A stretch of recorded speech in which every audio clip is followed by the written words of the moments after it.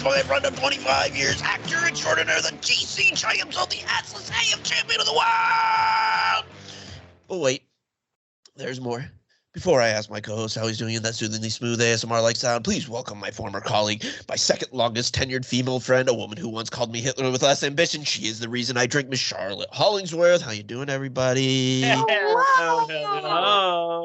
Welcome, Charlotte. It's been too long. I know. Truly, I missed watching how red your face gets when you are doing that introduction. Truly incredible. Oh, you missed one. We had a couple guests on from Chicago, and we never really, or JP hadn't met him. I'd met one of them, and like over the internet, and I passed out during it the first one. His eyes got really wide, and he just kind of stopped. And I'm like, what the fuck's going on? Are you okay? And he goes, I'm sorry, guys. I got to do it over. I fully just blacked out. I was like, oh my God. Do we need to take a break? And of course, Hans, in his consummate professionalism, was like, no, I'm going to fucking do it again. Well, this is running from the top. Yeah, exactly. Places, everybody. We're going from one. I saw a bit of stars this time, but I powered through. I'm so impressed. You know, if you have to pass out, just let us know. It should be good. That's the only thing that usually ever does it. All right. No, we're talking about some pretty exciting things. So. Well, yeah. Today, the reason you're joining us because today our feature presentation is a little off the beaten path. We're not doing a movie. We are doing a little bit late, but a little tribute to Kevin Conroy, our generation's Batman, basically. Like the Batman. He's our Batman. He's also the Bruce Wayne. Like he's just honestly the very best of both of those characters. I think Kevin Conroy captured them both better than anyone did. Absolutely. But before we get into that, what have you all been watching this week? Guest first, if you would.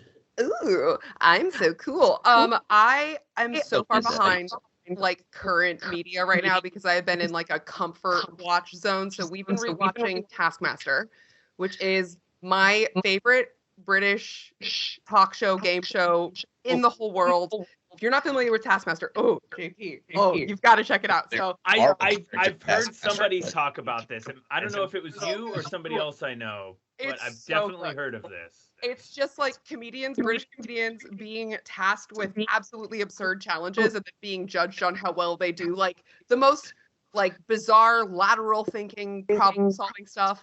And it's absolutely hilarious. And even rewatching it, and I've seen it all, and I know who wins, and I still am finding like we're dying laughing every time. Very satisfying. Nice. Also, I started to rewatch again with an E because it's Sad Girl Winter, and we're watching comfort autumnal shows. Trying to think if I saw anything that was actually like interesting or new recently, but like. I mean, I watch Abbott Elementary. That's like a modern show. So good. I love it. That's my goal. As best an actor thing to come out of BuzzFeed. 100% best thing to come out of BuzzFeed. No debate. You should be on the. Oh my God, I love that so much. I want to so bad. Can you even imagine? Yeah, that show gives me a lot of that. That show I feel like is the closest thing to the feeling I get from Parks and Rec that I've gotten from a common a long time. It's just bang, like you can watch it multiple times and be like, I missed this hilarious joke because they just move on so quickly. Exactly, and there's a cohesion in the cast, the sense of like the people that are new feel new, you know, contextually, but there's also this like they just have this perfect balance of characters that feel really lived in, like they've been in that space for a really long time. Like the way when you first watch Parks and Rec, you see Ron Swanson and you're like, he's been sitting behind that desk for decades and you can tell right away. I feel like the characters in Abbott are the same way. You're like, you've been walking those halls for so long. and they did like the Mark Shore model where it's like everyone's just kind of likable. Like, just want to hang out. Like even the main lady or the main like principal lady. Like, at the end of the first season, they're all kind of like, I guess we like her. And she's so fun. Like everybody's just you just want to hang out with them. I want to walk into the room where they all are at lunch and just like sit and listen. I really like that show a lot. She did. I don't know if you guys heard. She was on Mark Maron recently, and that show is kind of based around her mother, who Barbara is like based off her mother. Yeah, her mother was a kindergarten teacher in Philly for like 35 years. Oh, that adds so much to it. I love that so much. Yeah. I haven't listened to Mark Maron in a long time, but for Quinta, I may jump back in. Find out how his cats are doing, listen to him talk to her. You know what I mean? Another fun fact. Quinta means 5 because she's the 5th child. That's adorable. Yeah. What a family. Are you kidding me? Also, check out. Yeah. Like, sorry, her mom is a kindergarten teacher, and then she named her 5th child. But I mean, like that truly is like, yeah. Live your best life. Be your best self. Exactly. That's amazing. Yeah, but that's what I've been into lately, and then watching a lot of YouTube. I watch so much YouTube. It's like I watch all the current shows because I watch Mr. Sunday Movies tell me about them. Yeah, I know. I was trying to think, like, keep forgetting to write down what I watch, and I'm like, all I've been watching is YouTube. What am I going to say? Literally, like, Spotify Wrapped came out, right? And everyone's really excited about that. And I was like, no surprise, it's obviously Taylor Swift's my number one. Please don't even hold back your shock. Of course. But I want that. Yeah, I want that. Just look, I'm not subtle. I want that for YouTube really bad. I want to be able to see like exactly how much Defunctland did I watch this year? How many people breaking down the Try Guys drama did I actually engage? How many thanks for Try Guys drama me did I engage in this year? That upset me that I know what that is now. Thanks. That might be the meanest thing you've ever done to me. I know. And you've done some things.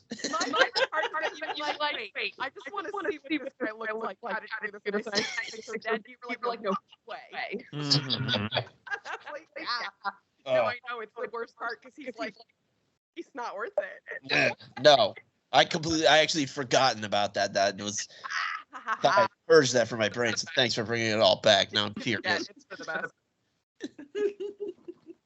All right, as I calm down, what about you, Jake? What have you been watching? I mean, man, if my YouTube algorithm is any indication of who I am, all I'm obsessed with is cooking videos, fight scenes, movie trailers, and like old blues musicians. Like that's like okay, honestly, it's just ridiculous. I don't know you as well as Hans does, but that all of that tracks. Like that, none of that is surprising to me in any way. That absolutely makes sense to me. I watch a ridiculous amount of cooking videos. It's insane. What are some of your favorite like channels? Oh, Gordon Ramsay for sure. He's like, olive oil, basil, gonna put some basil in there, put some olive oil as he just goes, just a touch of olive oil. And he's just like, blah, blah, blah, blah, blah, blah, blah, blah, like a gallon of olive oil. Joshua Weissman is really great. He's this like dude from Texas who has long hair and he like, whenever he makes dough and it's proofing, he like smacks it like an ass. It's great. Just satisfying. The Chippendale show on Hulu is awesome. I heard that was good. Really good. Same dude who made the Pam and Tommy show. That was good too.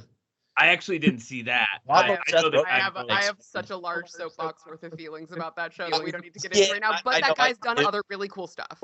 I do too. But Jason Mantzoukas plays Tommy Lee's dick, like for one scene, and it's super surreal and weird and doesn't fit in the rest of the show. It has nothing. Well, just all of a sudden, the Hanong Man's just talking as his giant. That is a leftover because the project was originally just like a classic Seth Rogen and James Franco like machine. It was supposed to be a la Pineapple Express, a la The Interview, all of those kinds of things. Yeah. And James Franco was originally supposed to play Tommy. Yeah. And then the show, they like kind of, and like Seth Rogen. Well, upgrade because Sebastian Stan's awesome. Yeah, well, he's supposed to really focus more on the sort of like the claptrap criminals kind of like in their, really idiotic like burglary and whatever. And that was going to be the angle. And then, Hulu was like, we'll make a lot more money if we market it one way and then make it like be really super feminist. But yeah, they briefly touch on what you were alluding to, where it's like, this like ruined her life, like, or not ruined it, but it was like mortifying and horrible, and like, of course. And they do have that, it like, wasn't really her about her though, but they do have like a monologue that she's just like, this is fucked up, like. Yeah, and they have an actress who literally wore a recreation of Pam's boob to recreate the sex scenes that ruined her life when they came out the first time. So I have a question about anyone who's like, we literally recreated the most, like, the worst moment of her life, and then we put it back on screen with boobs that are made to look just like her, so she's being exposed again. But we did a monologue about why it was bad. It's funny because it's like they thought they had this like good idea, and then they were going through it, and it's like, oh, this is funny, and then realized like, oh wait, like at the end, oh shit, this was actually like really traumatic for one of the people involved. Like, oh no, we got to do something about this, because you get like most of the way through the. Not that it wasn't necessary, but it was just like it was. I could just picture the writers going, "Oh fuck." we like, screwed up. We didn't. Oh yeah. No, this actually isn't really that funny. Yeah, I mean, we've already done all this work. What do we do? I don't think it's wrong to have enjoyed it. I don't think it's wrong to, like, because whatever. I'm sure the performances were really good, and I know like the people who were behind it, I think, really believed that they were doing something good. But to me, the moment that they asked Pam if she was okay with this, and she was like, "No," oh yeah, of course. End of project. I'm sorry, never should have gone forward after that, and it did. That's Hollywood. You could tell like when they realized like we thought we were doing something good, and then Wolf's like, "Oh no, we're kind of not." It's just like the same of like making yet another like Dahmer movie. Like, why? Why are you making that? There's so many other stories to tell. He got 2 more seasons. So they're gonna make 2 more seasons of different serial killers. Why? You know what they could do? They could do like one season that's just about a victim. We're gonna bleed over into your cooking shows with him or something. What are we gonna do with Dahmer? Right? And also, like, why? Like, the victims also were mad that show got made, right? People that were actually affected by what happened were like, we don't like this, and so they were like, we get it. We're gonna recreate. Yeah, it's wild that we just keep like touching on all these horrible, horrific events. It's like, what are we gonna do next? Let's make a Sandy Hook show. That'll be funny. That'll be fun. What the fuck are we doing? It's like, what are you trying to do? It's just a way to recreate these horrible things and give people an excuse to be able to watch them and like get their little like entertainment out of it without actually having to. People love true crime. It doesn't do anything for me. I don't true get crime. It. Well, you're a woman, so like not to be stereotypical. Yeah, no, you're right. There's something there. I don't know what it is. I prefer a documentary personally. That's my thing. It's the fictionalization of true crime that I used to like it when I was younger. And like fictionalizing fully pretend crimes, like a la your Murder, She Wrote, totally chill, not a problem. Get it. And like documentaries about the real thing, love those, obsessed. I and you're right. R.I.P. 221.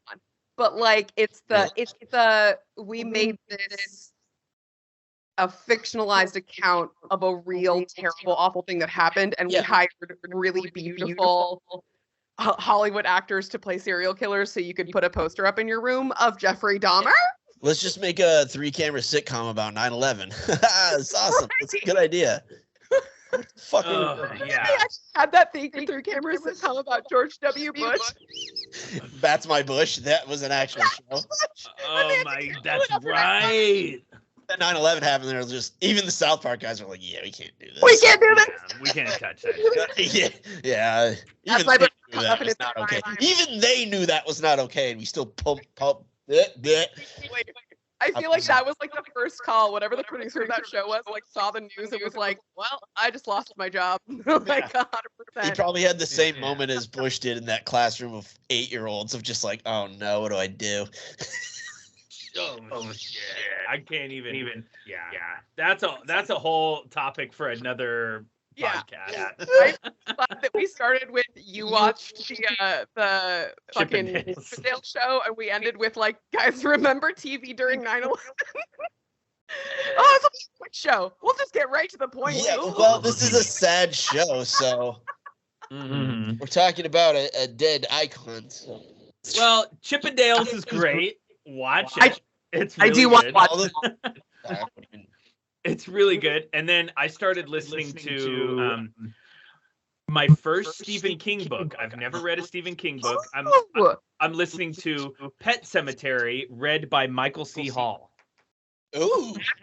Good. It's terrifying. Yeah, I bet. I remember that video cover. Like I don't like horror movies, so I used to like go into the horror section when I was younger and like read the backs of things, and I just couldn't fathom how these things existed.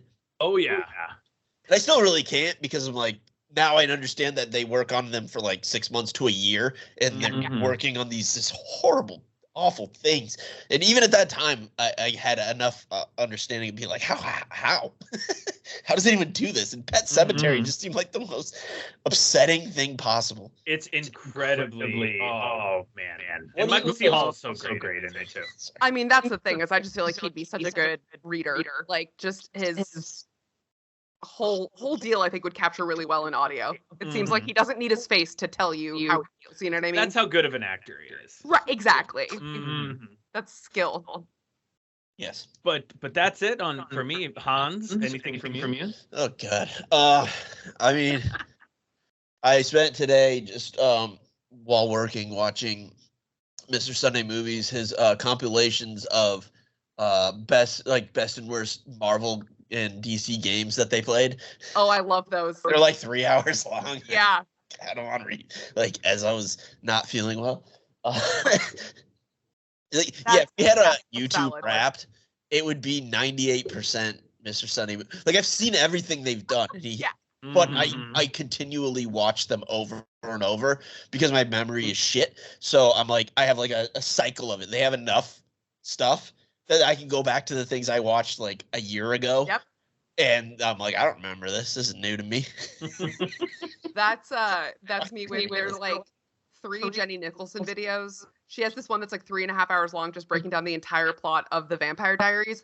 And I will just watch that. It's like my going to bed little lullaby. It's just Jenny Nicholson with a giant board with wires and pictures all over telling me about the Vampire Diaries. It is incredible. God. You're somehow like the most like out there and then the basic motherfucker at the same. I know, right? Isn't it so weird? I think we all have a little bit of that in us. You constantly surprise me. Really those are all like the things that you love the most are things that, knowing the rest of you should hate. I know. But you're just like, Katy Perry, woohoo! Oh, I mean, Katy shit. Perry. Hey, I'll watch Park Chan-wook. I'll watch French New Wave cinema from the 60s, but I also watched every single episode of Dan Levy's cooking competition show on HBO called The Big Brunch. With Zola, right? Yes, and it was fantastic. It was great. Yes. I'm not judging. No, but I'm just saying, like, I feel like we all, especially us who are just like purveyors of content, all of us have, we'll have the really high-end stuff over here, and then we'll have the very low brow. Speaking of very low, I have a very embarrassing thing to admit, but I'm going to admit it. I've seen every episode of Young Sheldon. That is the last thing I expected. I was so ready. Nope. To be like, that's not embarrassing. I was so ready to be like, that's okay. There's no such thing as a guilty pleasure, but you should feel bad. You should feel bad about that. I don't. I kind of like it. I was actually just gonna say that I think part of it is as you get older, you just like stop giving a shit and you just like don't have room for having shame about things. You can like what you like. Who cares? You don't. Have I actually think that you found the one exception to that, though. I don't think you should like that. I think that's the one. Have you seen it? You haven't seen it. You don't know. You know what? You're absolutely right. Right. Consider Fun me. fact. No.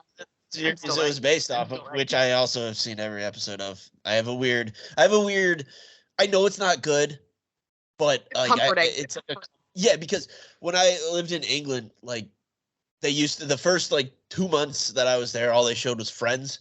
Oh yeah, they're obsessed with Friends, and they're like, Channel 4 is like, we're never going to show Friends again. So then it was just Big Bang and How I Met Your Mother. Oh, I love How I Met Your Mother. A lot of how the first few seasons of it, but it was just those two things, and that was like, oh, I'm back home. That's Yeah, valid. so- And honestly, like, I imagine there's something Yeah, about it the just- fact that it is so formulaic that makes it really Mhm. comfortable because it is just Yeah. like a pure sitcom, right? Like stripped down to its basics. It's got a laugh track, which is like so do a lot of shows that I really like. Like How I Met Your Mother has a laugh track. You know what I mean? Like, Yeah. I It's can stuff see that that. we grew up I with. have new appreciation for Kaylee Cuoco after the Harley Quinn Oh, series.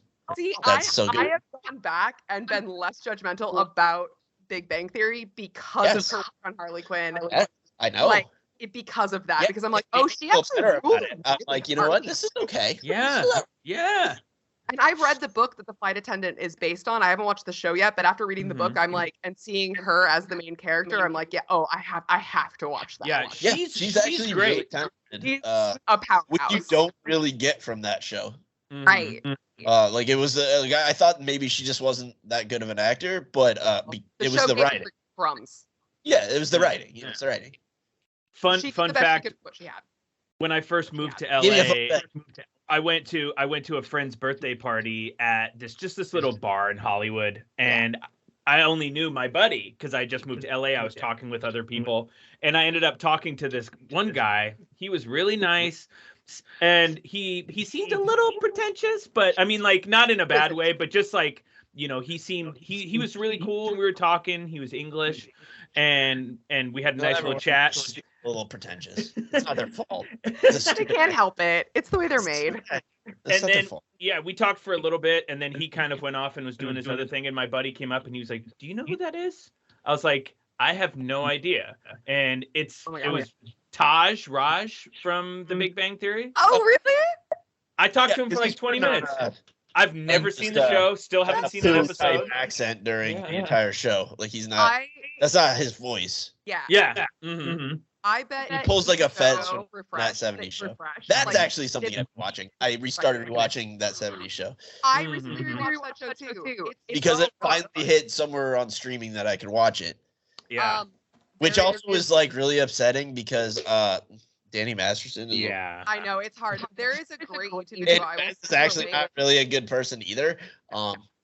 Yeah. No, a lot of them aren't. But I'll send you a link. There's a video by a guy I really like who did this fantastic like 2.5 hour retrospective on that show. He does them on all these shows. He watched does it that. like Frasier. He does it on The YouTube. Cheers. Yeah, it's on YouTube. Yeah, His name's no, Jose. I know exactly what you're talking about. I watched that. I can't remember his name. Yes. It's Jose. like Jose or something. Yes, Jose. Yes. Okay. Yeah, Okay. yeah. That It's great. that video, That's I what was got me like, I back gotta into rewatch it. I was like, I want to watch this. And at the end, he's like, Exactly. yeah, I didn't really want to do this, but I gotta. Like, he's But a piece of what shit. you Like, does this Yeah. affect how I watch it now? He's like, yeah, it kind of does, but like, I don't want it to. But I mean, It does, but I got ears.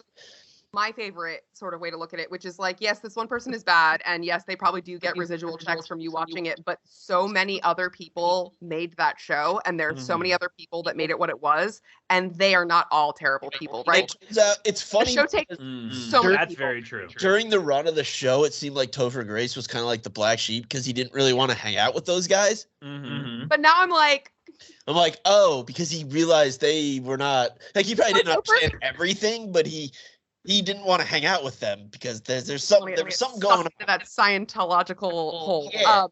So he's come out smelling like fucking roses. Exactly. Mhm. Our I little love nice Topher guy. Grace. Predators, underrated movie, by the way. I He's ate my great in that. He's first. like this geeky little serial killer. He's I so my good. first edible of my life went to the movie theater and fell asleep halfway through, and then woke up and I was like, "Why is Eric Foreman being so mean? What the fuck happened in Yeah. the movie theater tonight?" Yeah, decisions Never were got made. my Deals were struck. Mhm. Anyways, All right. to start. Yeah. Holy shit. Tangent. Talk about Batman. You want to talk about Batman? Let's You talk talk about about Kevin Batman. Conroy. All right. Let's get into our feature presentation.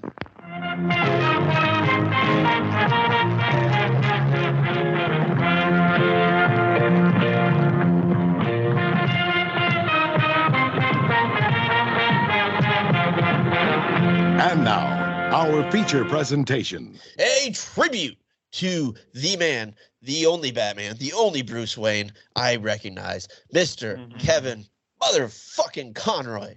R.I.P. in peace. I have a little bio, if I could read really quick. 1 second. Yes. Let me get this. Hold on. How do I do things? I am vengeance. I am the night. I am Batman. Oh, Yes. I love it so much. how good is that? So good. It's so God. good. What a great voice. And Jeez. he was the first to do, I believe he was the first to do the Bruce Wayne He Batman was. voice. And, He like- which is now like such a critical part of that character. Like Yeah, it's like- absolutely Like keystone that was the best part of Batman's character. Bale's Batman was his portrayal of both, but Yeah. that doesn't happen without Conroy. Oh, not at all. Not at all. It's incredible. Like it's so good. Like especially like the way that he'll be like that solidified the whole idea of Batman is really who he is and Bruce Mhm. Wayne is actually the mask, because even when he's like Mhm. chilling in the Batcave with Alfred, he's talking like that. You know, He he's has doing the voice on. Yeah, he's doing the I He can't do it, puts but the voice on when he Yeah. puts on Bruce Wayne. He puts Yeah. on Bruce Wayne's Mhm. voice. I had this great clip, but it I was love just it. like too long and meandering of Mhm. where it was like the first time he did that, where he's like talking to Alfred in the Batcave, and then like he gets like a phone call for Bruce Wayne, and then he's like, hey, you know, and I it believe just it. goes right back to it. It's so Mhm. good. Love that. It was just too long and wasn't succinct enough, because you know Mhm. everything we do is super succinct and on track and doesn't ever deviate. Mhm. Yeah. I want to hear the biography. Yes, please hit us with that. Kevin Conroy was born on November 30th, 1955, in Westbury, New York. At age 17, Kevin earned a full scholarship to attend Juilliard's drama division, where he studied under actor John Houseman, right?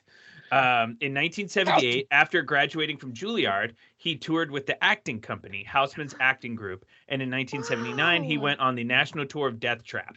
I have a bunch of other stuff, but basically he was a renowned Shakespearean actor. Of course. Did tons of Broadway. Oh, Was on oh God, what was it? He did soaps. He did all the yes. stuff. He was Well, it's fun Shakespeare, because yeah. he is that type of just like actor's actor. Like when Mhm. he didn't want to audition for Batman, he wanted to he's like Harvey Bullock is like an interesting character, and they're just like, Yeah. dude, like he's that's like a nothing character. you could be literally Dude, Batman. Yeah.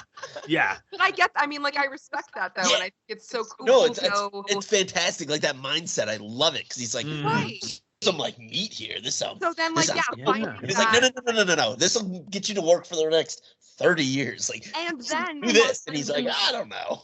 in Batman, like, and there's so much in the animated show that I think really Mhm. expands and grows the Batman canon in a way that, like, look, I don't keep up with the physical comic books very much, but from what I know from being like a diehard for all of the visual media, like the movies and TV shows, Sure. there is so much that is established about the characters, and so many characters that are established by the animated show. And I love thinking about how the actors had so much to do with that, right? Like Kevin Conroy doing the voices that way shaped Batman as a character, and like Mhm. obviously like Harley Quinn and Arlene Yeah. Sorkin doing How when has a character been introduced in any other medium other than the my comics girl becomes girl Harley. Canon. that's batshit. That doesn't Yeah. like pardon the pun. Bat shit, but Yeah. I mean that I don't just think get, that, like I can only imagine that Kevin Conroy himself is a huge reason why we have the Batman that we have today, not just Mhm. because he did a great job doing the voice, but because so much of the characters were shaped by the animated show, and it sounds like he had a lot to do with the way the character was shaped. So it's absolutely. beyond just doing a great performance, it's also the fact that he clearly understood the character and took the character really seriously, right? He's this Yes. classically trained Mhm. actor, and he was like, if I'm gonna do this, I'm gonna Yeah, do this it is my job, and I'm going to be a goddamn professional. Which, like, Yeah. before that, Batman was taken seriously in the comics, obviously, but, like, the TV show, like, Adam West TV show was not meant to Yeah. be serious, which Well, is I mean, great, then and you it's look so at- thing, but Look at a guy like Mark Hamill, who again he's kind of the same, and he's like, I will only do the Joker if I'm as long as Kevin Conroy is doing the Batman, like because he's like it hurts my Yeah. voice, like it's too Yeah. much a strain on me. It's like killing me. Like, Yeah. so I will only do it with him. Because Kevin is so much Yeah.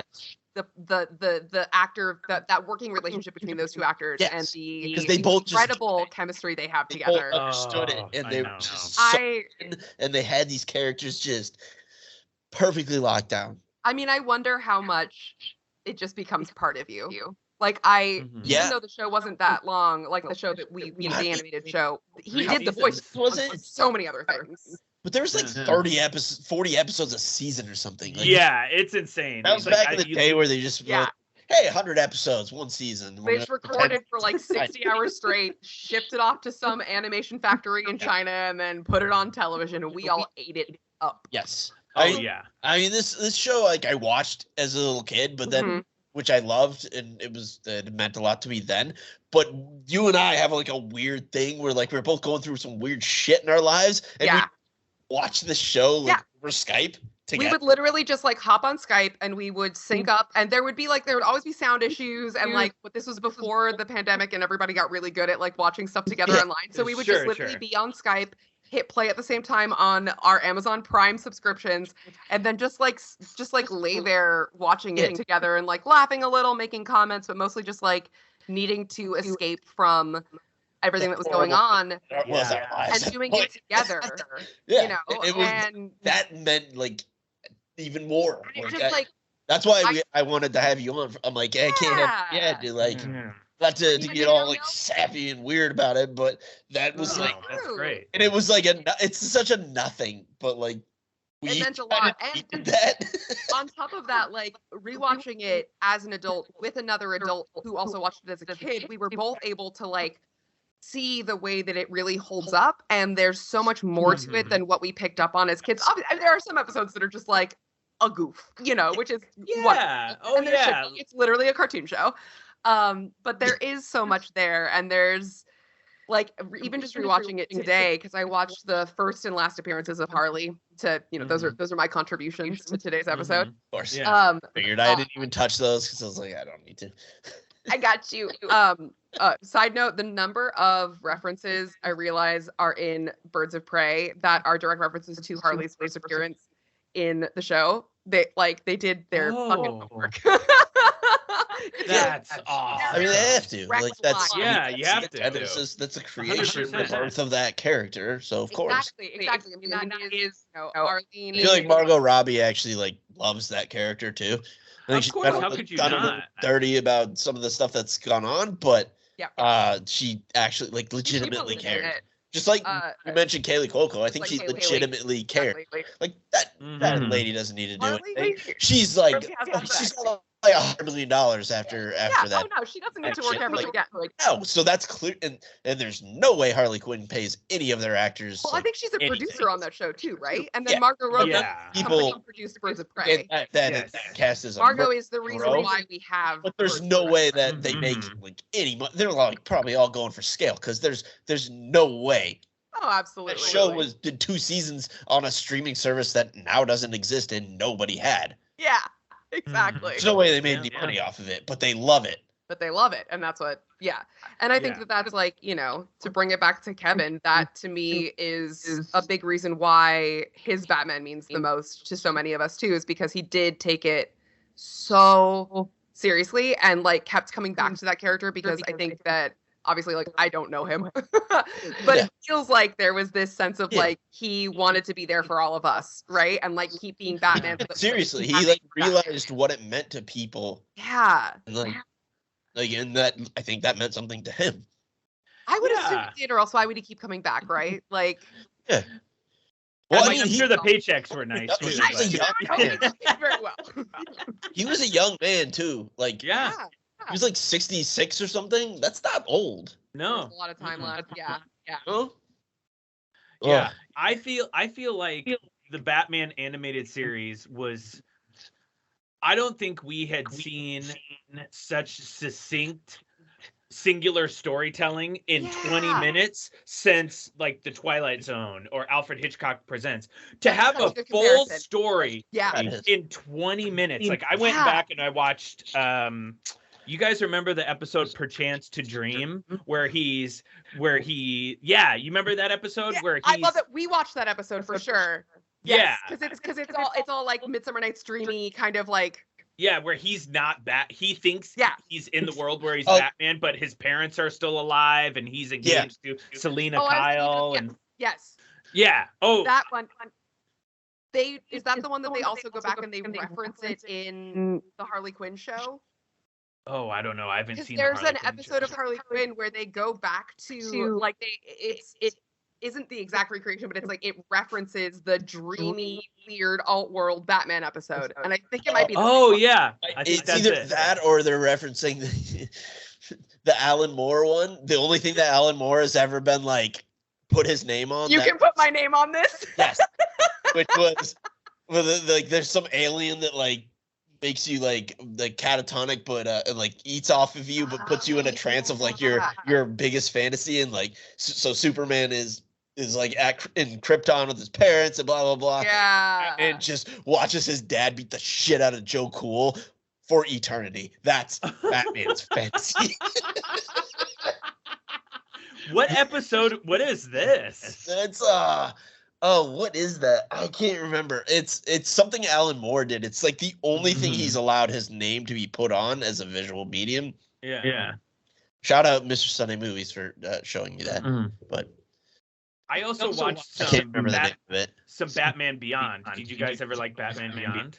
I didn't really. The only I haven't rewatched it. Is the Return of the Joker. Oh, which is really fucked up. It's so fucked up. Really do Tim Drake dirty in that. Yeah, I watched. I had in my extensive YouTube search, I came across this one guy who was talking about this particular episode of Batman Beyond. It's called Out of the Past or Into the Past or something. It's where Talia in the future, so Batman's 80. In the future, Talia comes to him, and she's still her young age, and she gives him the opportunity to go into the Lazarus pit. So Bruce goes into the Lazarus pit, becomes young, and Terry is like, I don't trust this bitch. What is going on? And of course he's young, he's agile, he's strong. But at first he's like, I don't trust. But it makes you a little crazy. Yeah. And he's like, I don't trust this. We're leaving. And they're like, oh, you're not leaving. And what's really awesome, go back and watch this episode. It's on HBO Max. You get to see a young Bruce and Terry McGinnis fight side by side. And they're just like kicking ass. And they did a really good job with the Batman. Yeah. They did a really good job with that. Except for the weird thing where it was like, actually they injected Terry McGinnis's dad's balls with like Batman's DNA, and like he's actually Amanda Waller told her that. And then Amanda Waller had the Mask of the Phantasm, was gonna kill his parents, and then she just was like, maybe this is too far. That is, but then his dad is like, it's a whole thing. That is really cool though. In that episode when Amanda Waller tells him that. And Terry McGinnis is all like jacked, and he's been Batman for like 10 years. Yeah. Another thing this guy said on YouTube, though, is that Batman Beyond has so many similarities to the Spider-Man cartoon and Spider-Man in general. Oh, yeah. Young guy. Yeah. Great power comes great responsibility. Lost someone important in their lives. The sort of like young fuck up superhero trying to figure out how to be a good superhero, because obviously like when we meet Batman in the animated series, he's already professional level Batman. He's like been doing this for years. That's fun though. I like that kind of superhero story a lot. I like seeing the way that they like figured out how to be who they are. I always really liked Spider-Man for that, because most of Spider-Man is just watching this like young idiot be like, what do I do to save the fucking world? Like, I don't know. He's got to figger it out himself. Those tucked in his shirt like a big one. Yeah. And I'll have to go back and watch. I watched Batman Beyond off and on, like, through the years. Never like sat down and really watched it. It's good. Yeah. And it should I feel like I'll love it. That's something difficult to do. That's another thing. They made comics of that. Like it's hard to put another person as Batman. Yeah. People to be like, I accept this. It's like I feel like maybe now that in the 90s, Yeah. I wonder even now that like, and this is grim, but now that Kevin Conroy has passed away, I can actually watch a show with a different Batman. Like, maybe like now I can like, Grim. you know what I mean? Like I'm ready to maybe listen to a different Batman. It's gonna be You're tough. ready to move on already? Wow.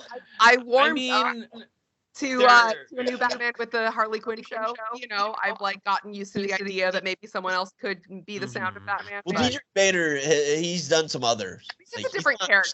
Did that. Like, actually he's a good Batman. Diedrich Bader's a good Batman. Yeah. Diedrich Bader did a good job. I like Bruce Greenwood. He did Batman in like Under the Red Hood and Oh. I love the Red Hood. yeah. Jensen Ackles did it in the most recent animated Batman movie, and he was awesome. Jensen Ackles is great. Actually, that's such good casting. I think that makes a lot of sense. You know, I like that. As much as like, you know, we've been saying like Kevin Conroy, he's the only voice of Batman. He's our Batman. I do. He's not the only, but he's the preeminent, like. But I think that's the blueprint. He's the Mount Rushmore where no one else is on the Mount Rushmore. But he like made just 4 times. He made an incredible blueprint for how to play Batman. Mm-hmm. Yeah. I feel like because of the decisions he made as an actor, all of these other actors have like, sure, they're big shoes to fill, but the shoes have like structure. There are shoes to fill, right? Like there is this. Yeah. Of course, he didn't make it unattainable. Like you're not gonna, you can't copy it. You can't eclipse it, but you can add to it. Exactly. He gave such an incredible performance for so long that now there is room for other actors to kind of like figure out where they want to go in. An accessible version. It was right, and I love that there were so many iterations of Batman's voice while he was still alive too. Right, like I really, because there's something about that that's like you get to be part of this larger Batman. Yeah. This larger Batman mythos. Yeah. I love the Bat family. Like I love Red Hood, I love Nightwing. I love Batgirl. And Oracle. Yeah. All that. I love all that. And that's an extra thing. And I like that these actors are also kind of now this pantheon of Batmans. You know, like there's this one sort of, you know, Batman that everybody looks to be like, hey, are we still doing Batman okay? Like, are we doing good Batman? Yeah, it's like I feel like Kevin Conroy was always that. Like, as long as like you were kind of at least meeting or getting towards the bar he set, then you were doing good by Batman. Right. Absolutely. And I also wonder, like, do you feel like anyone could really go as hard? So kind of referencing back to Harley Quinn, really. We talk about Harley Quinn on this show so much, and I've seen it, and I can't help myself. I just love it. I need to. She's perfect. So good. That's another actor that made a really bold decision. Where she was hired because she's done that voice in a soap opera. The whole story of Arlene Sorkin getting to be Harley Quinn. So good. Don't have to get into it now, but that voice obviously is like the Harley Quinn. Like Margot Robbie is doing that. A lot of people do that. And when Kaylee Cuoco decided, I'm not going to. It was jarring the first time, but I love it. Right. She made it her own. But now I'm like, and I think that was really important. Now I wonder, do we think someone's going to attempt to do the same thing with Batman, or is the Batman vocality so integrally tied to the character now that they couldn't do that? Because I'm wondering if Harley was like just enough of a not obviously not an underground character by any stretch of the imagination, but like just enough sort of like under. I know what you're saying, but like we've seen it. Like I like Diedrich Bader as Batman. Yeah. He's not doing a Kevin Conroy impression. You know, that's a good point. And I like Alan Tudyk as Joker in that show. He's not doing a Mark Hamill impression. He is doing so good in that show. Yeah. It's, you know, dare I compare? There's elements of it because that's the character. Yeah. But it's still their own. That whole show does that a lot. Yes, that's right. Oh, I was just gonna say, dare I compare Batman to, you know, these classical characters like Sherlock Holmes, like Hamlet. You know, it's through time. All these Sherlock Holmes. I don't give a shit about Hamlet. I like Batman, bitches. I like Batman, not Hamlet. But it's like it's these characters that are going to be interpreted by all these different actors, and people have little things that they're gonna put on it, but they're gonna inevitably take their own spin, and that's so exciting, you know, seeing Robert Pattinson and Ben Affleck and Robert Pattinson. I love Rob Bat. I like just a tiny side note. Loved him. Loved his Bruce Wayne. Loved his sad boy fall. You know, he has Red Taylor's version of Final. You know it. Just love that when he had the eye black, when he took his mask off, he still had it. Because that one thing when Keaton rips off his mask like a fruit bowl, and then he just has nothing. That's magic. You didn't think Batman does magic? That's magic. Because my boy Robert Pattinson was prepared to go from Batman to the Black Parade. He was ready with his backup outfit. And I will forever respect that. Mm-hmm. Yeah. Well, who took it? Because his dad was dead. Yeah. That is... Look, you can have a dead dad and also listen to NCR's Black Parade and feel... Yeah, but who's going to take you? Speak from experience. Thank you. Something to bring it back to the animated series. How the fuck did they capture so much chemistry between people who may or may not have been recording in the same week? Yeah, they did actually. They recorded them as an ensemble. Yeah, they recorded it. Oh, that's so sick. That's why. Mark Hamill and Kevin going back and forth, just like yeah, videos of the two of them playing those characters in the room together. Chills. I get full body chills. How so fucking fun would that be to be a sound tech and be watching these two just Goliaths go at it? Yeah. I mean, like Goliaths, both as actors and as characters. Yes. Right? Yeah. Like, yes. Watching the Joker and Batman come alive in the room in front of you. Genuinely decent human beings. Mm-hmm. So incredible. Like if either of them were horrible, we'd know by now. They're old enough. You know? Like, they're bad. If they needed to be shunned, we'd know by now. We would know. Yeah, if there were any cancelable offenses in their repertoire, we would have them. They would have been strung up on the city gates from. Exactly. Yeah, you can't be that famous for this long. And, yes. Yeah. I mean, exactly. Fandoms that do go so hard, right? Like the number of people that met Kevin Conroy and got his signature and like had lovely things to say about him. You know what I mean? Like I just don't think you can hold that. I mean, I don't know. Like I don't want to like. Vouch for a guy that I've never seen all his sins, you know, but like right. No, I know we're getting into the existential, but yeah, you wanna know what Kevin Conroy's choice for the best Batman movie live action? Oh yeah, yeah, it was Mask of the Phantasm, and this is why right here. It doesn't mean I don't care. I don't want to let you down, honest, but it just doesn't hurt so bad anymore. You can understand that, can't you? Look, I can give money to the city. They can hire more cops. Let someone else take the risk, but it's different now.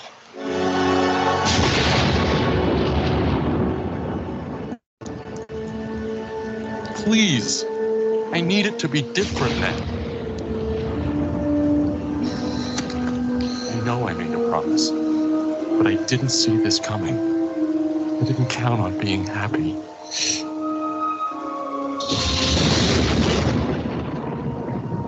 Please, tell me that it's okay.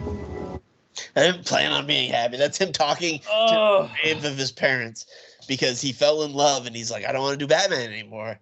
Yeah. And he's like, that was his choice. I saw it in an interview during my research, and he's like, I think that is the best. The best. What a beautiful performance. I've never listened to like just the vocal performance without having, you know, the animation and visual behind it. And there's so much, like each word is so well chosen. Like I don't know how many takes that took, and I don't care how many it took because that was such a fucking perfect performance. I would want that to be what people remember me for, right? Like, are you kidding? Yeah. I love that movie. I saw it maybe about 6 or 7 years ago. They had The Mask of the Phantasm. They played it at the Egyptian Movie Theater in Hollywood, and they played it on 35mm print. And Andrea Romano, the voice director and voice casting director for the show, did a Q&A afterwards. No way. Yeah, that had to be such an amazing night. We did that. We did that on our show a while back. Yeah. And she said that somebody asked her, what's one of your favorite memories from, recording? And she said, I've recorded over 10,000 hours of voice acting in my career. Yeah. She said the biggest moment that I can think of is, Josh will know this, in Under the Red Hood, Jensen Ackles has this big breakdown. Oh, have you seen Under the Red Hood, Charlotte? Yeah. Okay, so you remember that part at the end when he's giving Batman that ultimatum and he's like, you decide. And she said that moment because and they're both, she said that moment and we were both crying in the booth. And like, I bet. Yeah. Can you It's imagine so like, good. the electricity coming off of those performances? Yeah. Like, There's so much emotion. Like you feel it. Like it gives you a little bit of chills. Yeah. Like the goosebumps. It's just I honestly feel like, I watched Batman as a kid, and I picked up through the years. But just to bring it back to Kevin, and watching it today, and like thinking about the impact the show had on me and other people, whatever. It is one of the earliest examples I can remember of being like, oh, people who do cartoons are acting. Like this is acting. That there is like talent. It's not just like there's the conscious part of you that knows people are saying the words. But this was one of the first shows where watching it again, kind of as I got older, I was like, wow, there are like, because I went to school for theater and I was learning about acting choices and how to be an actor. I was like, people do that in animation, and I feel like the other early example of that was like the genie in Aladdin. And I was like, wait, isn't that Robin? Like, you can do anything, and it was that plus like Batman, that I was like, wow, there's acting in cartoons. Cartoons involve real, actual acting. Voiceover is such a different form of acting, really and that doesn't mean better or worse. Exactly. But it's a different. It's another art. Because you see like good actors that they'll throw into like their characters becomes animated, and they ruined a lot of the landscape of animation in my mind these days. Is stunt casting. Like, I'm gonna have Avril Lavigne in my movie because of course you do it. Because it's a different thing. You have to emote without your face or your actions, just with your voice. And you have to be able to deliver a line. I mean, obviously, all actors have to be able to deliver lines and emotions over and over and over again. Totally different beast. Yeah, it is, and it's so cool to have something. I mean, as like JP, you were saying earlier, the succinctness of the episodes, and therefore, like as an actor, you get to have an entire character arc in 22 minutes worth of dialogue, right? Which I actually think would be kind of really fun as an actor, right? Like that could be a really fun challenge to like vocalize a whole ass beginning, middle, end. Like, VO work is like the best thing ever. It's like, let's go sit in a booth for like 2 hours and make the amount of make thousands. And to like say things in as many ways as I can think. Like you can just play with so many different choices. And you hit each one. It's like I give you 3 different versions. I'm gonna do this. I'm gonna do this, and then I'm gonna do this. I love that. Let's do 3 more. I didn't realize they recorded them all together as an ensemble on the show, and I'm actually gonna go back and watch it even again. So much. Like that's what the Simpsons used to do, but they don't now. They're just all like, we make $1 million an episode. I'm just gonna come in and fire off my lines. I'm gonna go into my closet and record it and then send it to my agent. I mean, yeah, like 9 times. I mean, in the like very, very toe dipping I've done in the voiceover industry. Yeah, it's like you don't. You've done some stuff. Oh, thank you. It's like, and that's what I've been wanting you to do too. Like, it's like you'd be good at it. Oh, thank you. And you are good at it. Oh, thank you so much. Stop it! It's true. Thank you. I am. God damn it. Yeah, you are. I know you are. I wouldn't have said that if I thought you sucked. I was like, hey man, maybe like we'll look into that like enterprise like training program. You ever heard of hotel management? You ever heard about passive income through selling timeshares? Right. They're going like hotcakes. But so in your experience of voice acting, obviously it's different now. And back when they were doing this show, there wasn't nearly as much like portable recording equipment too. So it wasn't as likely people could do it from any. But like, what is your experience of sort of the acting side of voice acting? I mean, a lot of it is, you really have to self-direct. You have to, you're really pretending that somebody else is there, and you're reacting off of what you think they would say, or Right. you're not really getting line readings. You're doing that all yourself. Oh wow. And it's very interesting. It's very hard. I mean, yeah, That's it's like an improv like It's a exercise whole just for skill. yourself. It's a whole other skill. it's a whole other skill. That's cool, though. Exactly. Yeah, it's a Some lot of parts, fun, like, and I want to do it maybe more. really fun because you can just like make the wildest choices you want because there's no director to be like, don't do that. You can be like, fuck it, I'm gonna try it 8 different ways. I'm gonna get with it. I'm gonna get weird with it. I'm gonna get serious with it. Like whatever you want. Off the rails, off the reservation. And then hope that Yeah. one of them is the right one. Yeah, and you also have to get incredibly specific because you don't have your face or your body or anything. Yeah, You have so to do everything on has your to come voice. from the way you structure your sentence, the inflection you have on every single word. How you breathe, how you breathe. grunt. Yeah, like Where you breathe That's in a that sentence. where your character is Oh, coming yeah. from. So cool. It's awesome. It's rad. And it's just so cool when you see it done well. I mean, it really like it's such a testament to the skill of all the actors involved when they're able to consistently pull off such good. Because I mean, like at this point, you know, I've watched all of these Batman episodes at least once, and I watched like a smattering of them. But I feel like you could just pick anyone out, and there's not going to be a clunky performance in it. Not at all. They're Not all at all. Always solid the and, like, same quality. Done by in the a single professionals. episode. I Even mean, if the writing gets iffy, like the quality of performance is going to be good. yeah, and I mean the heavy hitters that were in this show in terms of like voice actors: Ron Perlman, Yeah. Mark Hamill, Dana Delaney, Arlene Sorkin.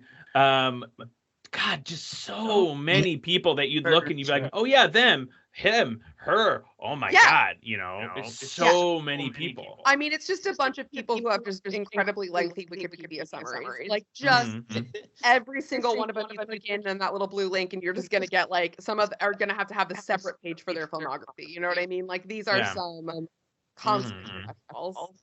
So I like the way you describe them as like actors like working, really working. Yeah, that's right? that's like, what I want. Yeah, that's what I want. Walking I in, want to be that walking guy. out.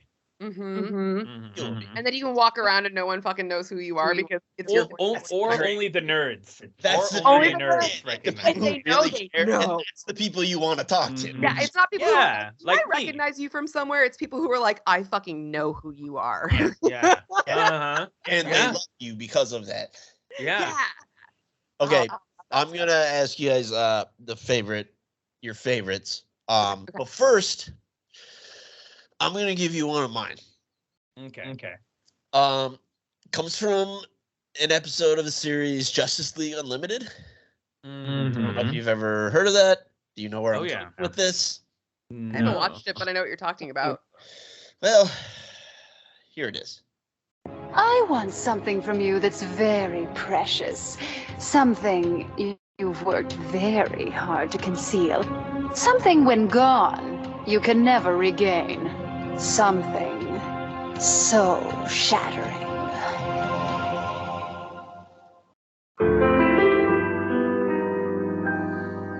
Am I blue? Am I blue? Ain't these tears in my eyes telling you? Am I blue? You'd be too if each plan that you had done fell through.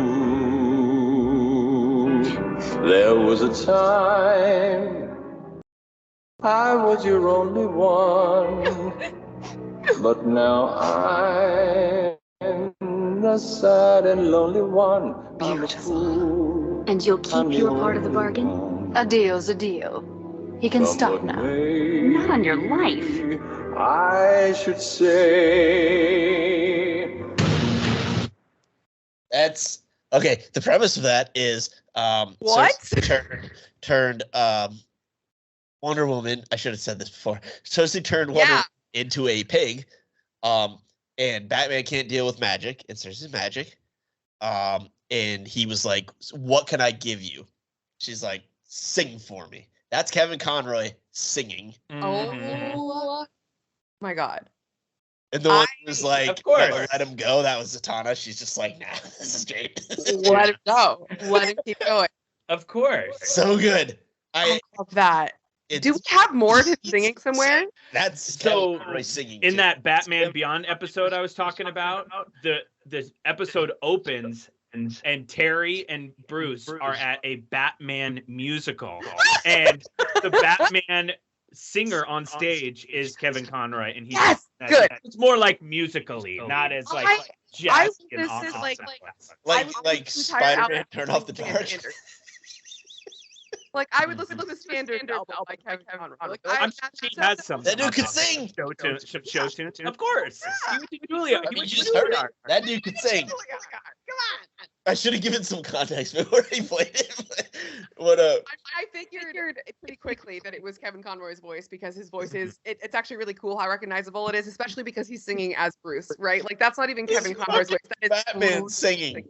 Yeah. He's in the cowl and everything. He's just full on Batman singing. He's like in like Batman. it's like he's in like a jazz club from like the 50s, and it's just like the spotlight comes on and it's like what we didn't know is that in Batman's worldwide training, where he went from Thailand to Russia, he actually trained singing as well. Like, you never know. You never know. You never know. I was doing something for something, and I had to learn. Like, they give an explanation in the episode of like why he can sing, because he was on some whatever the mission, this or that.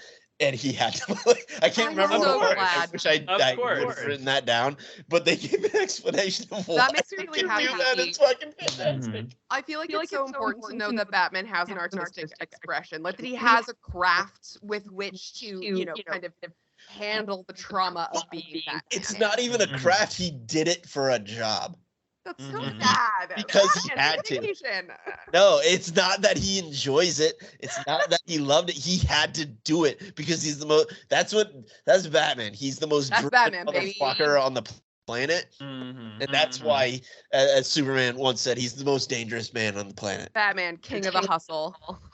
I love when one of my favorite Batman moments of his is, I forget what it was, but it was when a villain got all of Batman's files on how to defeat every member of the Justice League. And Superman kind of calls him out and he's like, dude, what are you doing? And he was like, he's like, why did you do this? And he was like, you never know. And he's like, I would never do this. And Batman goes, then you're a fool. Yeah. Yes. Contingency for everything. He even has a contingency for dealing with himself. Like, just in case someone gets a hold of his mind and controls him. He has a way to deal with everything. Look, that's because Batman has an incredibly intense undiagnosed anxiety disorder. There's just no other explanation. The man is on the spectrum and he has anxiety. There's no other explanation for Batman existing the way Batman exists. His hyper-focused special interest is bats. Yeah. It's true. Yeah, I think my favorite moment. That's what he held on to as his biggest fear. Not his parents being murdered in an alley. It's the bat. I mean, I guess Batman has a better ring to it than parents murdered in an alley. Man. Unless. Well. I think it's very hard to pick a particular favorite moment, but I will say of the episodes I watched just this week, there is this tiny exchange between Batman and Commissioner Gordon in the episode that Harley Quinn is first introduced in. Joker's Favor is the name of the episode. And so first of all, you see Harley in the cell, like, dressed as a doctor, walking between Commissioner Gordon and the cop he's speaking with to see, like, what, did you book the guy, whatever. And Harley's just like walking through like and you don't know yet who she is. Anyways, but then Gordon walks into his office. Batman's right there, and he's like, I cleaned up the street or whatever. And Gordon is like, thank you so much. Like, he's thanking him for his work. And Batman just goes, well, you're the real hero. I'm just the night shift. And there's something about it that's so funny. And just the offhand way he says it, I love so much. And then it's the quintessential Batman where then Gordon's like, yeah, okay, well, I have to go and accept this stupid medal. Yeah, things get real, and he turns around, and Batman, like, you just see the blinds moving. He's well, that's gone. because he doesn't want accolades. Like it's like one of those people that like is it's uncomfortable by being happy or like having something good happen to them or having people love them. He's like, no, it's not actually me. Because if I had that feeling, I would like be disgusted. Not deserving. He can't just fucking leave a room normal. He can't just like end a conversation. He can't be like, he's never gonna be like, no, you say goodbye for. He's already fucking left. He's gone. He's gone. You guys are giving Commissioner Gordon, no, you hang up. Immediately run away. I'm like, You hang up first. He's so over it. It's so fucking funny. And it's just one of those iconic moments of like Batman being like, whatever, no compliments for me, and then just jetting in the middle of someone else's sentence. Like turn around for 1 second and Batman is gone. He's so emotionally withholding. I love it.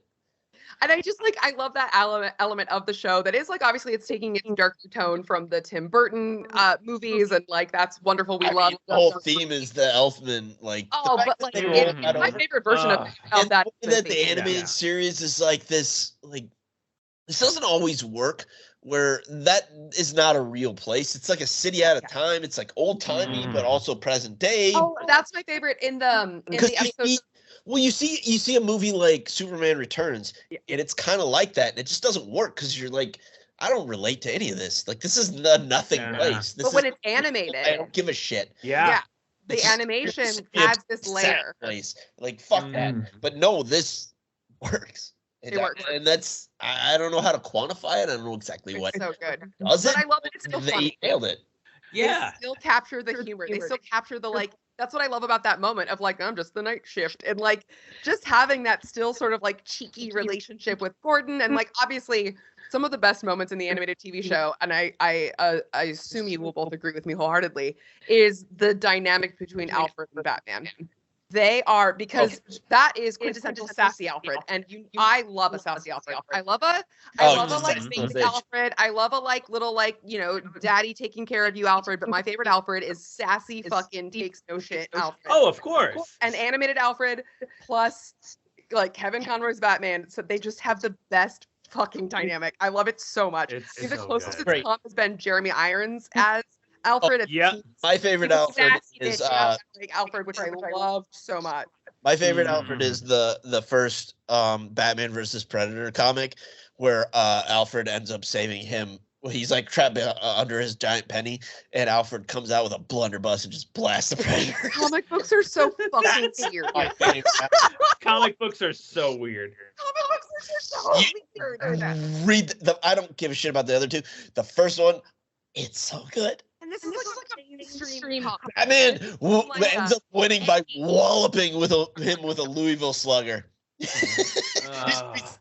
Out of him with baseball bat. You know what? I have been. This is like the last layer of my like I'm too cool for mainstream stuff. I have been turning my nose up at like superhero comics for a really long time, and I feel like I am missing out. You're missing out. So much. All right, I got a list for you. Balls to the wall, wild, insane, surreal, amazing. Oh my God, there's so many. I got Alex's Fantastic Four right back there, which is just all painted art, and it's beautiful. Actually wrote it. It's okay.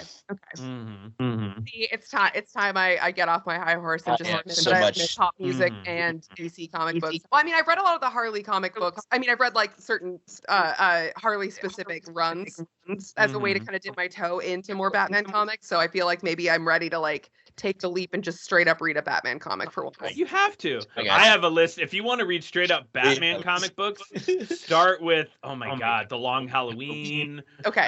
The Killing Joke. That's on my list. I know The Killing Joke, you know, is one of the most. Batman Year One. Batman Year One. The Dark Knight Returns. Yeah. The list goes on and on. But do either of you have like a favorite or like a favorite episode, favorite movie, or multiples, like a ranking of any kind? This is the type of show prep I do where I don't know if you have that. For like Kevin Conroy Batman moments, or just like Batman moments in general? Of course, Kevin Conroy. Okay. I don't off the top of my head. Yeah, same But here. I'm very excited to enthusiastically agree with the list that you made in your head that you want to tell us about. Okay. Yeah. I mean, you knew I had one. Like, Yeah, Yeah. exactly. I I'm would so bring excited. that Let's up. hear it. It wasn't like an excuse for me to yours. talk for 20 minutes. And then I've got some Yeah. I got some trivia. I love Well, trivia. I love it. All right. There's a couple things I love. He's great in the Arkham video game series. Oh, 100%. So good. I didn't realize that was okay. I didn't play Mhm. those until like the last year, and I binged I all watched- three. I will watch them all. They're I so like them. good. They're so good. They're But- so fun. My favorite Batman the animated series, and it's really not Conroy centered episode, but it's the fourth episode of the first season, which I never realized that it was that soon. It's the Heart of Ice with him and Mr. Freeze. Oh yes. Oh It's yes. unbelievable. So good. It's So unbelievable. good. Absolutely. That, and I also love episode 35 of season 1, which was the Almost Got Him, which is Yep. like a bunch of the Mhm. villains just like Yep. going over like, oh man, I was at you. I was this close. It's like a clip show. It's so good. Oh, I love that one. I one's love great. that one. I love that one because it's such a wonderful nod to like non-animated TV shows, and they just Uh-huh. decided to do it as an animated TV show too, which I just think is Yep. so. It's like when they make bloopers for Disney. You know what I Mhm. mean? I'm like, Yeah. you didn't have to do a clip show, but you made clips for a Oh, clip show. You it's fucking so good. Batman. It's so good. If you I want to mean, see something Something fun, like- I love the Clock King, which is just like nonsense. He's just a guy who's really organized, like Mhm. and That's on time. costume. He's the friend that always shows up 5 minutes early. Like he's on point, but he's a Aggressively Batman villain for punctual. some reason. Like it's fucking fantastic. if you want to see something awesome, go to YouTube and type in Kevin Conroy, The Dark Knight. He records some of Bale's dialogue from the final scene of The Dark Knight, I and it's almost- over the yeah, actual yeah. movie. Yeah, I've seen that. It's- I almost put that on there. It just I'm got ready. a little too long, and I'm ready. I will watch I it. wish I will would've, be 'cause watching he that. does Yes. the entire thing of like after Harvey Dent gets thrown off. Yeah. No. Yeah, he does the whole What a like, Mhm. fun! Hero That Gotham makes me needs, whatever. that like makes my heart warm. That's Yeah. something like he clearly loved that character so much that he, there's something about that that's just Yeah. like very touching he and wasn't like holding it out. He was like just getting like, a little "Oh, emotional." this is someone else's person, like their take on it. Like, no, fuck it. You asked me to do this on a podcast. I'm just gonna do it because Yeah, wouldn't I? love being Because Batman. people want to hear that. of And he course. I want to hear that. Batman. That was a People thing he want- loved. Why not? I'm gonna give joy to people. Of course. Why wouldn't I? Mhm. And that's why he's my Batman. Mhm. Like that's why. Absolutely. Like he doesn't have any of these like reservations about like, oh no, this is another actor's interpretation. Or Well, blah, I blah, feel blah. like He's he no. didn't. Like I'm sure he respects that, but it's like this is what But no people one owns Batman. do it. I'm gonna Like- do it.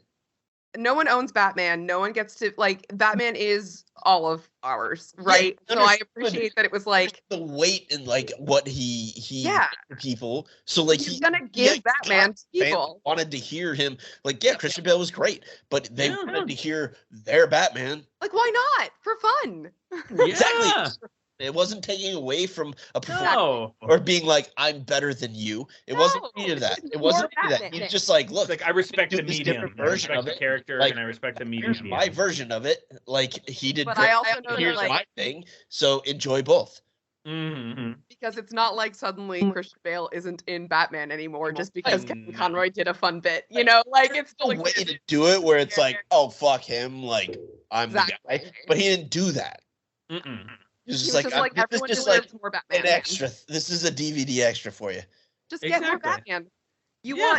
want more Batman? I want to give you more Batman. Win, win, win, win, win. Everybody is getting what they want, which is Yeah. more Batman. Exactly. Jamie said you had some trivia for us. Yeah. Hit us with some So, trivia. oh yeah. In Perchance to Dream, that episode I was telling you about, Yeah. he read the voice of Batman, Bruce Wayne, Bruce's father, and the evil Batman in real time, alternating between all four characters That's without fucking- having to pause recording. Yep. He did Thomas Wayne What? Flashpoint too, Yeah, he did. which I love. Some Thomas Wayne Batman. That is that is a sport. How? Yeah. That's incredible. Yeah, because he's Oh, a my God, goddamn I'm watching professional. That episode now, and just like my whole mind's gonna be. Yeah, watch Oh, it. It's a Just great so episode. Fucking talented. It's a great episode. Incredible. Okay. He played the voice of Batman for more than 20 years, spanning at least 9 different television series, 12 animated movies, and 7 video games. Prolific. Yeah, Truly. prolific. Incredibly. As of 2014, he's the only actor to play Batman, Bruce Wayne, Thomas Wayne, and Joe Chill. He got to play Joe Chill For the Man Who Has Everything, albeit in a dream sequence. It's crazy. Oh, that's so good. It is. Isn't it? No one else will ever beat that. No way. No way. Don't even try. No. His roommate at Juilliard, any guesses? Robin Williams. Yep. Shut the fuck up. What? Yeah. Yeah, they were like buds. They were buds. Right?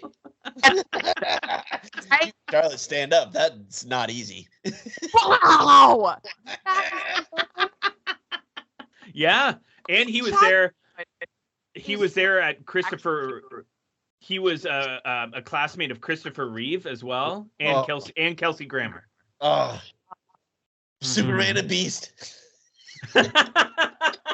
You know, fun little tiny side note trivia on that one. Arlene Quinn, voice of Harley Quinn, was married to Christopher Lloyd, not the actor Christopher Lloyd, the producer and writer Christopher Lloyd. Yeah. And she did all the call-in voices, all of those talking to Frasier. She actually recorded all of them, and then they would dub in the famous people that were doing the call-in bits. So Arlene is on tape, like when they were filming, she did all of those call-ins. That's amazing. Right? Oh, so there's tape of Arlene just playing with voices and just fucking with Kelsey Grammer until you get the ADR of like whatever actual famous person would do. He, of all the actors who played Batman in live action, Conroy's favorite, Ben Affleck. Love that. Mine too. I've said that multiple times on this show and others, and everyone looks at me like a fucking madman. He's so good. Affleck is so good. He's great. He was really good. But he's good. He was good at the bullshit movies, but as soon as they announced that Ben Affleck was going to play an old, grizzled, angry Batman, like, yes, fucking absolutely correct. He's so good. Oh, I didn't know that. That's a fact I didn't know. And I love that. I love that Kevin Conroy. He's right too, because Kevin, you knew. Like, he's such a good, shitty rich boy. Like, he's so good at it. He's perfect. Yeah. Oh yeah. He's got it. He's got the chops. He's a good actor. He's such a sad man. So happy. You watch him like punching darts, holding Dunkin' Donuts bags. Like, just a sad boy. He's like a realistic old man. I love him. To be this angry. I just want him to be okay. It's been a running thing. I just want him to be okay. We've done like multiple movies just because I was sad about Ben Affleck, and I was like, I want you to be okay, man. I just do. That'd be good job, Kevin. So I did the accountant because I was like, I want to talk about Ben Affleck. I want him. Yeah, it was so good. I love Batfleck. I'm so vindicated. Yeah. Same. He's Kevin Conroy is the only actor to play Bruce Wayne Batman in both animated and live action adaptations. Yep, he played Kingdom Come Batman in the Arrowverse, Crisis on Infinite Earths. Yeah. I just love that like he the like big, started out fucking neck brace, like ridiculous thing. Mm-hmm. Oh, it's so I good. just love I'm that glad he- you mentioned that. I meant to do that, but he didn't even want to be Batman, and then he ended up being so much Batman. So Right? much Batman. I love that. He was Action like, once he Batman. decided, he was just like, I'm going to be Batman harder than anyone else has ever been Mhm. Batman. Now that I'm Yeah. Batman, I am absolutely Batman. the I kid love yeah. that so much. and is such a Okay. perfect That's so role sick. for him too. Mhm. Mhm.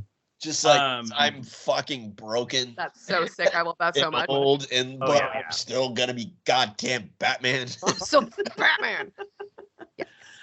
In 2016, in a 2016 interview with the New York Times promoting the animated adaptation of The Killing Joke, Conroy revealed that he was gay.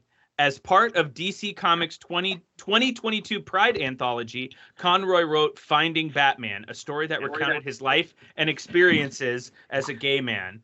And when he passed away, they made his story, Warner Brothers put his story on the internet for free. Yep. That was you brought it up here Yeah. because I wanted to Be touch so on happy. that because I think that's important. Batman's gay. Yeah, and I actually told you about that, and you didn't even fucking know. I didn't know. I didn't know. I didn't either. I didn't either. I dug around. No. Like, and makes me so happy. It makes me really sad that he wasn't out earlier. I don't know whether that was like a totally personal choice or whatever. It probably would have. It was. I read about it. Yeah, because he had to worry about out on roles. Yeah. Because he was of a time and of a generation, and where. Yeah, unfortunately, that. But I'm also really like glad that. Helen and like once he came out real early, and then we didn't really see him till he played Magneto, and then it was like, okay, we're gonna cast him everywhere now. I would be really sucks. I would be really sad if we found out he was gay after he died and we didn't know necessarily how he felt about that being public. But the fact that he did come out publicly in time is so wonderful. On his own, and then it came out. That's weird, fucking. Right, like, and he got to spend years of his life being like, yeah, I was gay the whole time, motherfuckers. Like, that's so amazing. And then now, I love it too. It's just like. It's like all the Snyderverse fans, just like their heads are just fucking exploding. Now he's a gay icon. Now he's favorite Batman was gay. Uh-oh. Yeah. I don't know what to do now. And to know that this actor brought so much of himself and built so much of who Batman is.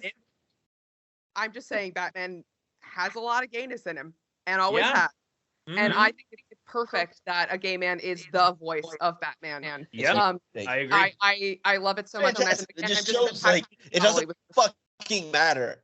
Yep. It doesn't matter. It doesn't matter. It you doesn't. Can literally Not be at all. Masculine, like badass motherfucker on the smartest, most talented, whatever.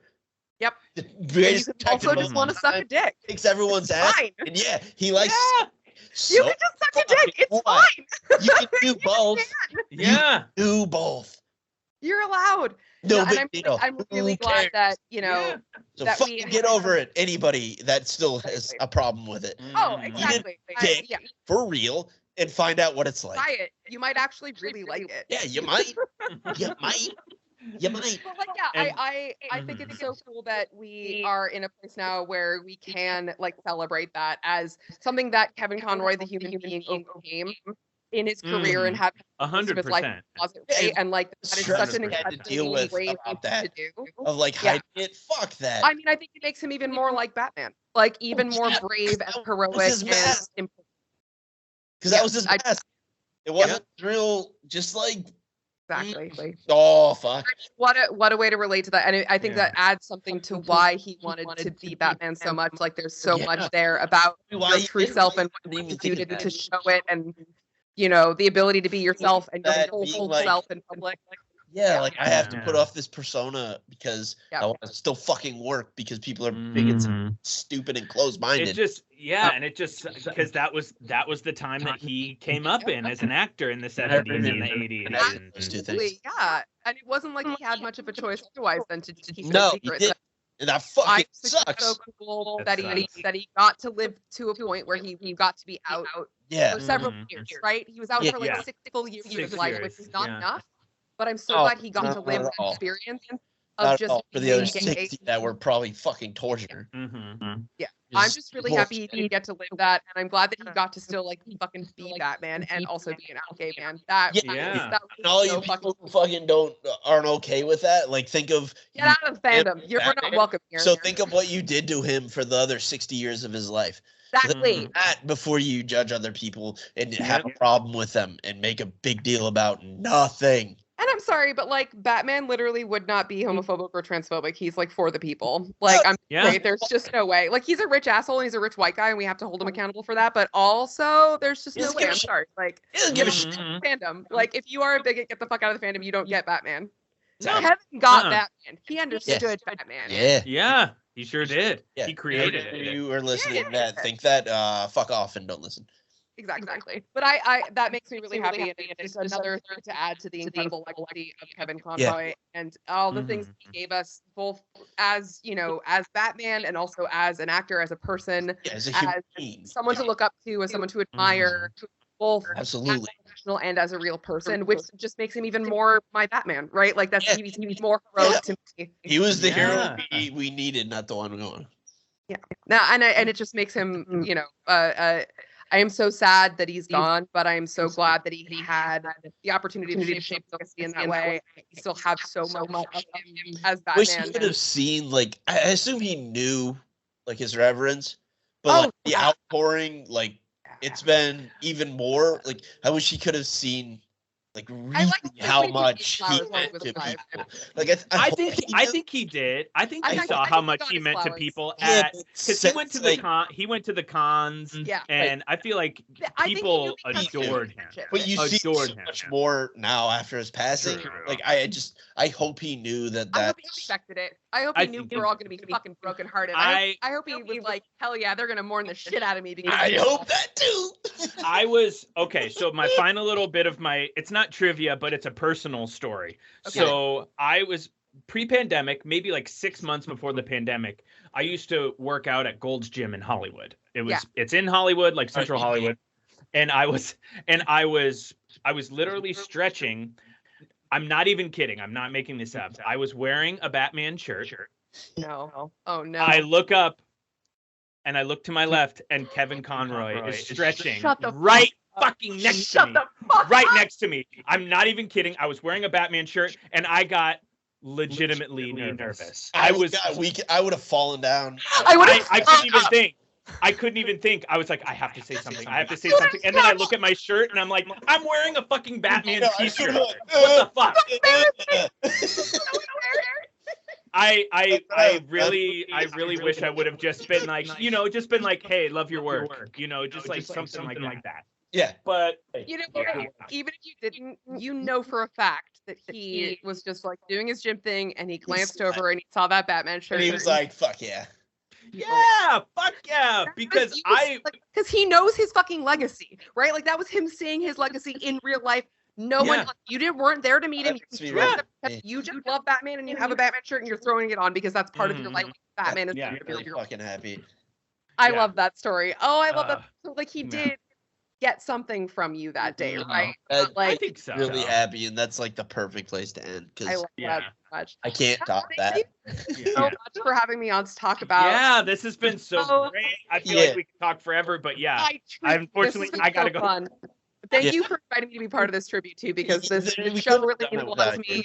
And obviously, like Hans, it means a lot to me to talk about the show with you specifically, and it just feels good to. A lot to us in our weird, fucked up little relationship that we have. Yeah, it just makes me really happy to be able to talk about this thing with other people who kind of get. It was cathartic.